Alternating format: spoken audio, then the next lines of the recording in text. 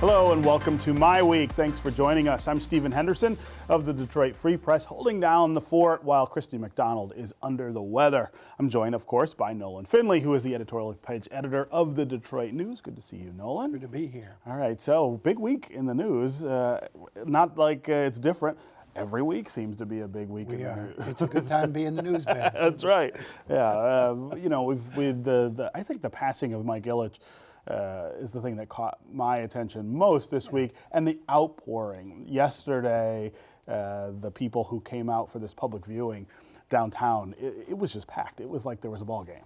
Well, yeah, you know, Detroit's a grateful city. It's not it's a place that is very thankful for people who rise to its aid and assistance, and we appreciate our heroes, I guess, probably more than any other place. Yeah, yeah. I think that's what you saw over the last week. People recognized the impact that he had on this. Well, and the stories that people tell. I mean, this was a guy who was around town, and lots of people sort of had encounters with. They'd met him or they'd talked to him, and they really liked him. Oh, I remember, you know, when he sponsored all these youth hockey programs and baseball programs. People were into it. Yeah.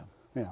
All right, we've got a lot to get to tonight. In light of the president's executive order on immigration, the conversation is growing about creating sanctuary schools for immigrants and refugees. Coming up, we'll talk about these safe havens where students can feel protected and get help if they need it. Also, we're going to take a closer look at the legacy of Mike Ilitch and his love for the city of Detroit and the fallout after the resignation of President Trump's national security advisor. We'll discuss this latest shakeup in the administration. It's all coming up, but we start with the debate over sanctuary schools. Earlier this year, Hamtramck Public Schools took a proactive stance after Donald Trump was elected president. The district adopted a resolution that declared it a safe haven for students, many of whom are Muslim. In our continuing One Detroit coverage, reporter Hassan Kalifeh of the Arab American News visited one of Hamtramck's safe schools.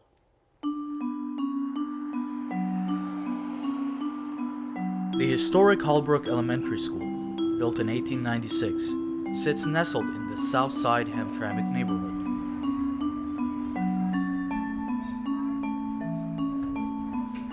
It's filled with students, many with deep ties to Yemen, one of the countries named in President Donald Trump's travel ban.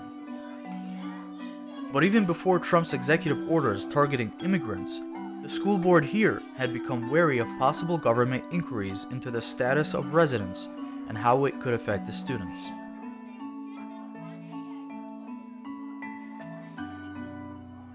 No, it was a surprise to me, and to be frank, just trying to wrap my head around how what he did affects us. I don't know. But even before all that happened, our district lawyer attended a board meeting. We adopted a resolution as a sign of support for the entire community, for our families, and that we will stand up and make sure they are safe and secure. The Safe Haven resolution cites a Supreme Court ruling that schools can't deny students based on immigration status, and that immigration enforcement authorities are unwelcome on school grounds. The community will have this and it will be translated, and if there's questions, we'll be ready for the questions and we'll be able to answer the questions properly. School board member Saleh Hadwan worked on the resolution. Just taking the steps to keep the community feeling comfortable, safe, and show them why we are in America, and no matter what, you know, we're gonna fight. Hey, kindergarten. Holbrook Elementary School principal Myron Miller supports the resolution. As a politician serves his constituents, Miller says he's there to serve his students. The board voted on it, it was unanimous, and it's something that was necessary, actually. Hi.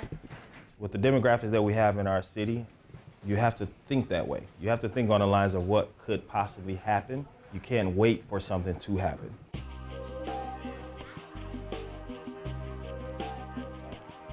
I have 234 students here, of which 220 of them are of Arabic descent, and the majority of that group practice Islam.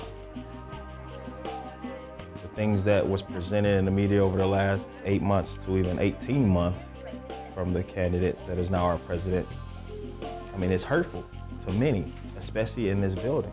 We had to talk to the students in November, and a lot of them were worried then.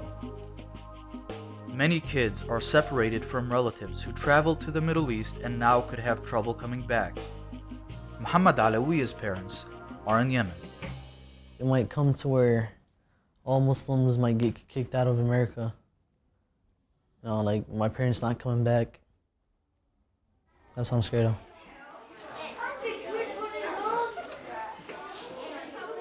Refugees from Syria have come to Hamtramck, and the schools have worked to accommodate them. But Yemen is a war-torn country too. Add the travel ban, and that means more stress for some students like this girl, who doesn't want to be identified. I think about people in Yemen and how they just hear bombings in other countries, how they hear bombings in the middle of the night, and I just get afraid. If Trump wants to get ISIS, they should go after them, not us. Some of them have seen it firsthand. They were right in the thick of it, and they were able to escape. And now it's a situation where they're not able to really escape truly, because now it's another issue. They escaped one major issue, and now it's another issue. As of now, no one has approached Hamtramck schools looking for immigration information. But if that happens, there's a procedure in place. What would your plan be if the government actually came to the school and asked for their information? First thing I would do, I would call the district attorney and find out exactly what I have to do, what I should do, or what I can do, or what I can't do. And I will follow the advice of the attorney. First, you will need seeds, said Squirrel. It's not clear what would happen if the government were to withhold funds to get its way, but nationwide, other schools and universities have taken positions just like Hamtramck's Safe Haven resolution. Thinking ahead, this can be something that other districts can use and shorten their process. Yeah. You know, if they wanted to adopt something like this, this can be the model. We're more than willing to let them adopt it and use this model. The work is done. For the Arab American News and Detroit Journalism Cooperative, I'm Hassan Kalifeh reporting. Okay, Ann Arbor schools and the University of Michigan have adopted similar safe haven resolutions, and the topic came up this week during a Detroit Public Schools Community District Board meeting at Western International High School, which was recently designated a sanctuary school. Detroit Federation of Teachers President Ivy Bailey urged the board to make all Detroit schools sanctuaries. So, Nolan, are we living in a time where these safe havens are necessary? No, I haven't heard any hint that the administration or anybody else is going to go into schools and start dragging out school children. I don't think that's going to happen. I don't think we serve these children very well by putting that impression in their head. You heard the one young fellow say, gosh, they're going to throw all Muslims out of America. I think that sort of promulgating that sort of fear and idea is unrealistic. I don't think it's going to happen. That's what the president is saying. I mean, the president has said this is a Muslim ban. He said it all during the campaign. He has said it several times since he was elected. Before he was sworn in, though, that he feels like he's got to put a stop to Muslim immigration into this country to, as he says, figure out what's going on. But that's not safe. That's not at all what he did. I didn't support the way he handled this immigration ban. But I was on a panel this past weekend with Osama Sablani from the Arab American News, and he told the audience, he says, "God, thank God for Donald Trump." And what he meant was, until Donald Trump come along, started saying these things, nobody was paying attention what was happening in regards to immigration and crackdowns on the Muslim community. That's been going on for 8 years. Right. He was highly critical of the Obama administration policies, much of which he said mimicked the travel bans that Trump put in place. They didn't mimic. Also the terror watch list, which traps a lot of young people. Terror watch list is worse, I think. And the no-fly list, which kids like this end up on for no good reasons. I've been writing about that for years, but all of a sudden now that it's shifted to a new administration doing these things, an administration that is not well it's received racist on the left. It's a racist administration. You're starting to hear about this, and you're getting Muslims are suddenly being embraced, but they've been under this sort of pressure for 8 solid years. So there's a difference between there's a difference between extreme vetting of Muslim immigrants, which doesn't just date back to the Obama administration. It dates back to the administration of George W. Bush following 9/11 and the 2 wars. But there's a huge difference between that and what is going on now, which is a ban on travel from those 7 countries, which has never been put. But hold on, we've had those bans before. We haven't had those bans before, except in times of exigency. In other words, if something happens, if there's a credible threat that they perceive from those countries, you stop immigration from them while you figure it out. What's the credible threat that Donald Trump perceives? It's just in his mind. I mean, he's offered absolutely no justification. So that's one difference. The other difference is this has been extended to people who have immigrated here legally. So green card holders are being told at the airport, hey, maybe you may not be able to come in. I mean, to compare that to what the president did, the former president did, which was to identify countries where it was difficult to get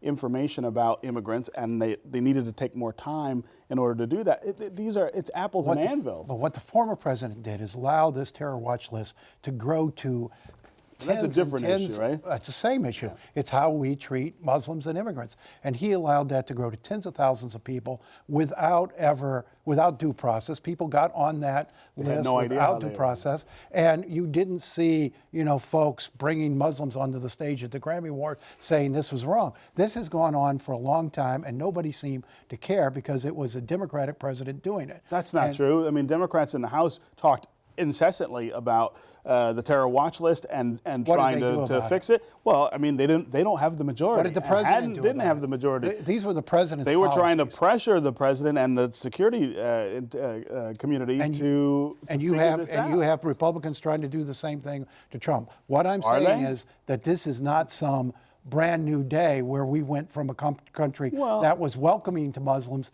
to one that wasn't. I mean, we have denied due process. And you don't attach anything to the rhetoric. You don't attach anything to the racist nature of this. I think it's harmful and damaging, but it didn't just start with Donald Trump. Well, I don't think anyone's saying it started with Donald Trump. It heightened, it intensified when this president took office and within hours signed an executive order that said we're going to keep people out on the basis of basically on the basis of their religion. Well, what he said on the basis of the activity that's going on in their country. I don't support this travel ban. I thought it was ham-handed, but I'm not going to sit here and pretend that we haven't been doing things like that for a decade or more. Well, but this is sort of the typical Republican response to everything. Every criticism is, well, Democrats do it too, and that's not true. No, it's a very big distinction. It is a big distinction between what this president did and what George W. Bush did. Not all that. I think it exposes his hypocrisy of the left. As long as it's their guy doing it, they stay quiet. And then as soon as it's not their guy, they notice the problem. John Conyers, and we see that on the erosion of civil rights. Debbie Dingell, Carl Levin.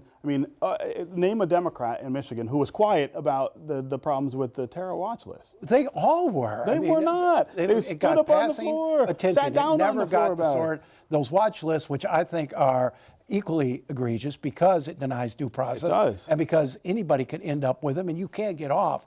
Did you see these folks leading big protests? No, they were leading protests in the House where they were trying to get Congress to do what they were supposed to do, which was to address the issue. It was their president and they seem to have no influence on it. I'm not sure I agree with the hypocrisy. Of course you don't. We got to move on.